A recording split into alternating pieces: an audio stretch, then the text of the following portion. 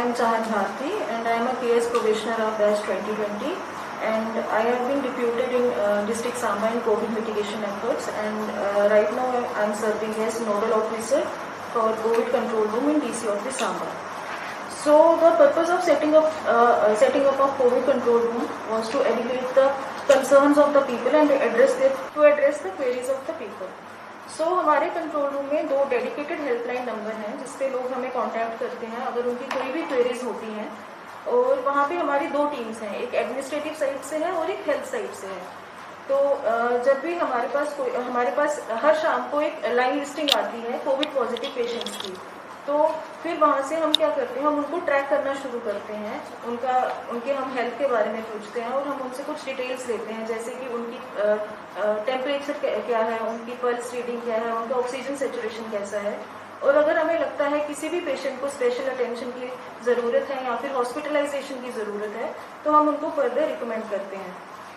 उसके अलावा हम जो भी पॉजिटिव पेशेंट्स हैं उनको डिस्ट्रिक्ट एडमिनिस्ट्रेशन की तरफ से कोविड किट दी जाती है जिसमें एक पल्स ऑक्सीमीटर और कुछ मेडिसिन होती हैं। और अकॉर्डिंग टू द प्रोटोकॉल जो भी रैट करवाते हैं, जो भी पेशेंट्स अगर उनका रैट पॉजिटिव आता है तो उनको टेस्टिंग साइट पे ही किट दी जाती है। लेकिन अगर कोई पेशेंट ऐसा है जो छूट जाता है और the patients who get RT-PCR test तो उनको हम कोविड किट्स पहुंचाते हैं। जो हमारी हेल्थ टीम है वो सर्विलेंस टीम को इन्फॉर्म कर देती है and with in 1 to 2 hours जो कोविड किट्स जो हैं वो पेशेंट्स को मिल जाती हैं।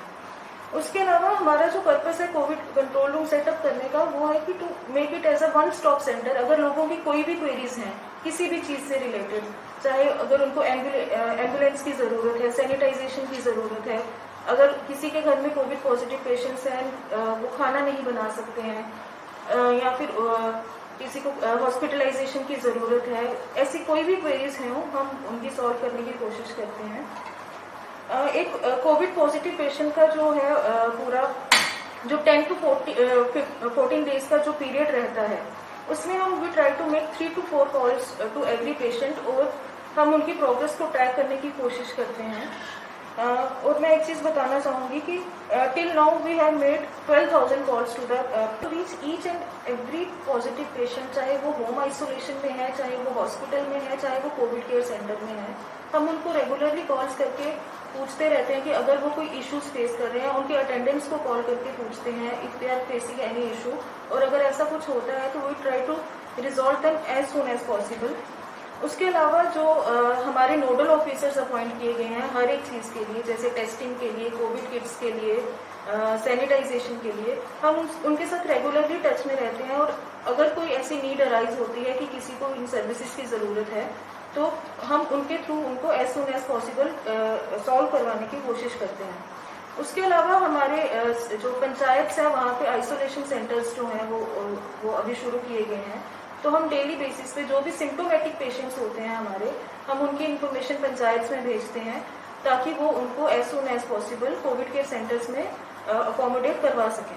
इसके अलावा एक डॉक्टर ऑन कॉल की फैसिलिटी है जो कि टेली मेडिसिन फैसिलिटी जिसको हम कह सकते हैं, वो हमारे कंट्रोल रूम से शुरू की गई है, जिसमें जो हमारे पास यहाँ 12 डॉक्टर हैं जो 2-2 घंटे के ड्यूटी रोस्टर पे रहते हैं।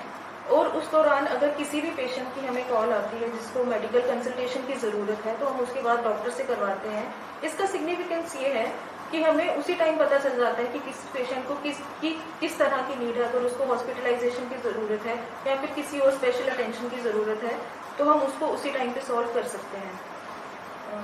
इसके अलावा हमारे पास डेडिकेटेड व्हाट्सएप नंबर है जिसके थ्रू बहुत सारी NGOs ने हमें कांटेक्ट किया है और हम एक्सपेक्ट कर रहे हैं वो फर्दर और भी NGOs हमें ज्वाइन करेंगी कि अगर कोई भी वॉलंटियर्स हैं या कोई भी ऑर्गेनाइजेशन है जो डिस्ट्रिक्ट एडमिनिस्ट्रेशन के साथ मिलकर सर्व करना चाहता है ऐसे टफ टाइम्स पे, तो वो हमें कांटेक्ट कर सकते हैं। इसके अलावा हमारे कंट्रोल रूम से हम लोगों में अवेयरनेस भी क्रिएट करने की कोशिश करते हैं। हम उनको वॉक टेस्ट के लिए अवेयर किया है, लोगों को प्रोनिंग के लिए अवेयर किया है। और अगर कोई भी और इन्फॉर्मेशन जो काफ़ी सारी फॉल्स इन्फॉर्मेशन जो है वो लोगों में है, हम उसको बस्ट करने की कोशिश करते हैं और उनको हम right information at the right time देने की कोशिश करते हैं।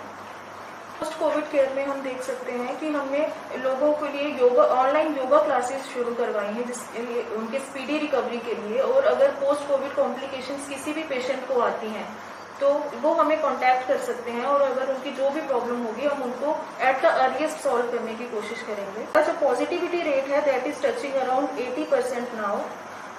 जो हमारे जो डेली कॉल्स हैं वो अराउंड 300 to 400 हम डेली कॉल्स करते हैं और अराउंड 40 to 50 कॉल्स हम डेली रिसीव करते हैं।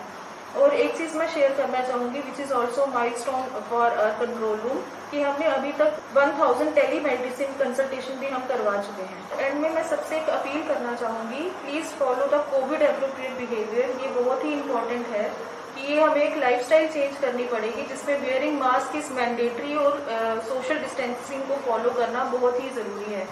और राइट टाइम पे एडमिनिस्ट्रेशन को अप्रोच करना या हेल्थ डिपार्टमेंट को अप्रोच करना इज़ वेरी इंपॉर्टेंट। ऐसे बहुत सारे केसेस हमने देखे हैं कि लोग छुपाते हैं, इससे आपका ही नुकसान होगा। प्लीज़ एज सुन एज किसी को फील होता है कि उनको कोई सिम्टम्स आ रहे हैं या वो किसी पॉजिटिव पेशेंट के कॉन्टैक्ट में आया है तो उनको उसी टाइम टेस्ट करवाना चाहिए।